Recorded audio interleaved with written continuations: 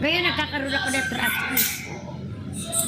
Sabi nga, hindi alam ng kapatid ko yan, makigago. Ngayon malalaman niya. Kasi pa-interview ako sa'yo.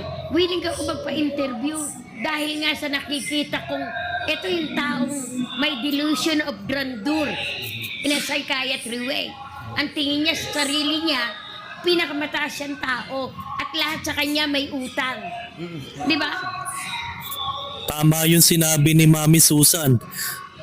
Isipin nyo na lang yung mga sinabi ni Norman Mangusin na nagkaroon ng utang si Manny Pacquiao. Tas sinasabi pa niya na humihingi ng 1 million pesos si Madam Corina Sanchez Rojas. At lahat talaga ng mga tinitirada nitong taong ito, ni Norman, ay ang mga elite na tao.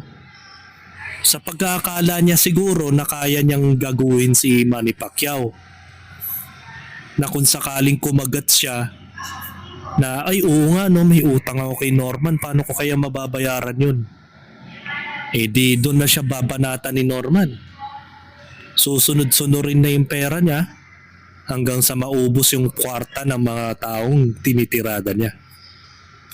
Halos magtutugma ang kwento ni Karen Whitmore, Mami Karen Whitmore, at ni Mami Susan, na halos iisa lang ang mga galawan ni Norman Mangusin, mga kaplastik. Biruin mo, yung tao hindi nag-confess sa kapatid niya na nagkasakit siya dahil nawalan siya ng trabaho, siniraan pa siya, tinawag siyang magnanakaw o tinuring siyang magnanakaw ng mga katrabaho niya doon sa ibang bansa nang dahil dito sa ginawa ni Norman Mangusin. Kasi nagkakaroon ng domino effect yan eh. Na nagsisimula yan sa mga bagay na ginagawa niya like pagtulong niya kay Norman Mangusin. Unfortunately na hindi naman niya binibigyan ito ng kahalagahan.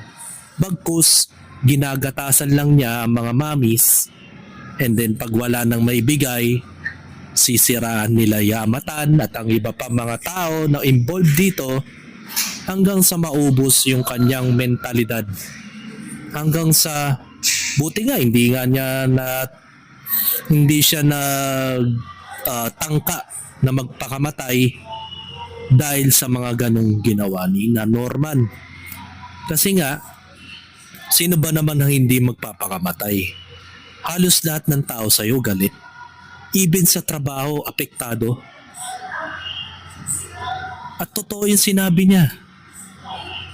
Feeling niya siya yung